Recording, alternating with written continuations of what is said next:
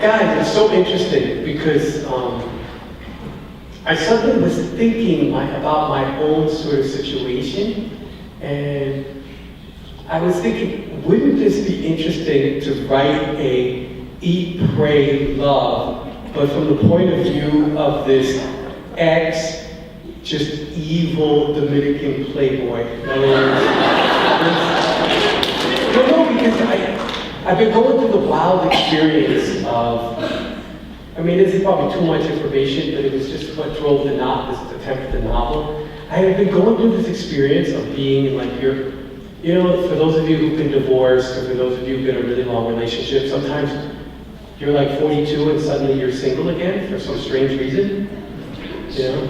It just happens, man. So I was like 42 and single again, and I started having some of the most fucking insane experiences. I had never understood what my friends were talking about when they were talking about dating, you know? And shit was just nuts. And I was like, this would be an interesting novel about this ex-Dominican playboy who wants to like be good. He really wants to find love, but all the guys out there, as far as the heterosexual world, have fucked shit up so bad that there was like no chance for him. In other words, it was just an evil Eat, Pray, Love. Set in Washington Heights. And it was actually kind of funny, and then I showed it to somebody, and they were like, this isn't bad, but this is like probably the worst book ever written. So I was like, it's not bad as in funny, but it's just like, it's not a good idea. So I'm looking for a new book now. Yeah, Eat, Pray, Die is not going to work. Final question. But still, for those of you who are actually single out there, yo, this shit is nuts. I'm like, what the fuck is going on? And it's maybe because I'm older and I just mean I'm dealing with like an older group who's more likely to be insane. I don't know. But people have said and done the wildest shit. Like I literally have started taping conversations because, oh no, come on. Nobody believes me. And then I come home, I'm like, people said wild shit, man.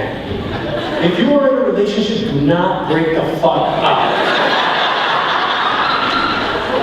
People are out there being fucking scurrilous, man. Final question. Alright, I guess it's a nice kind of segue, but I said that I used to date a Dominican, you know. Wait, did you just say you used to date a Dominican? Yes. But you're saying, kind of like I'm recovering from. And you're not. But wait, and you're not Dominican. No, I'm Mexican. You're Mexican. Oh, brother. That must have been common. Oh, yeah. So, you know, listening to the first excerpt that you shared with us about Alma and kind of like that scene, it was like almost close to home, too close to home, and also in Oscar, wow. Kind of like the epilogue where Junior is kind of talking to Oscar's sister's daughter, and just kind of, and he's married and he kind of has like this calmness, but it's still kind of like longing for her and wishing that, you know, he had been a better man, but he's not. And then he's talking to her daughter that, you know, that he might never meet or he might never actually like see or talk to. And I felt, you know, it's still Mexicano, right? He was also like a poet. He just kind of, you know, switched things and kind of blamed it on like his father, you know, just being like that playboy, right? And just like, you know, it's just the way it is, you know. And I think not just men but women too. It's just like you kind of have to do like this debauchery and this like destruction too, but you know, you really fuck shit up, and it's like, you know, you're sorry, but like what are you sorry? Like where does that come from? Like why can't you be open to loving someone?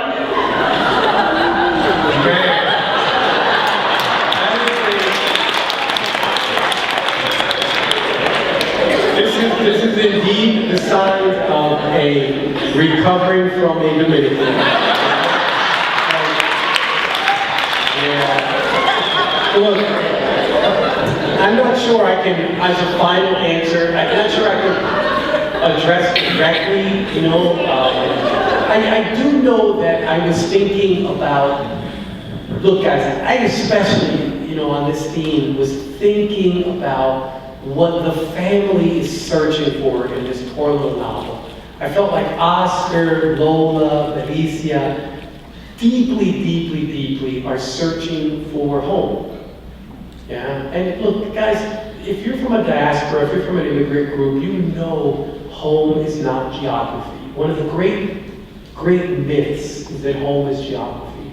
Home is somewhere where it's, you know, home is really, it tends to be people. And I just thought that what they really wanted is they wanted a home, and what they really want is love. They want somewhere where they can have intimacy. Love being that place where you can be yourself completely, fully, and be accepted for who you are. Most of us spend, even in our relationships, we spend so much energy not being ourselves.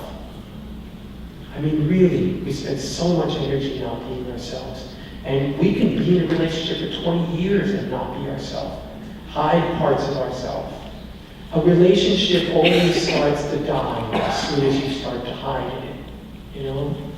And I was thinking about how desperately they wanted to be at home, to find someone that they could be themselves and be accepted with. I mean, that is in the end what intimacy is.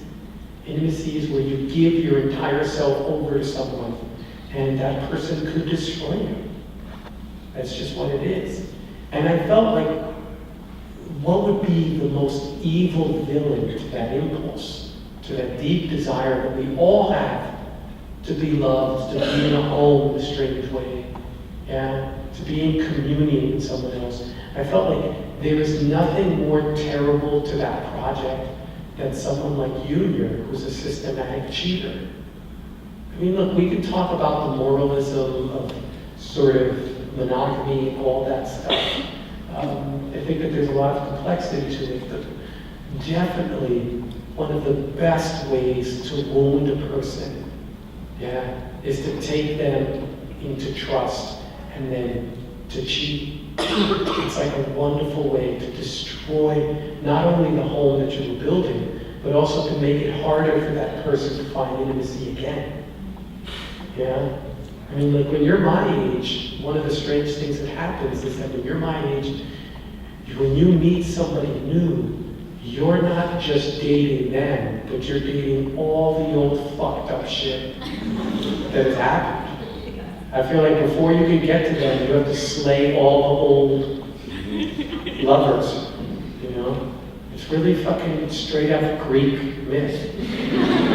But in the end, it is the great search. I mean, I truly believe that this world is terribly,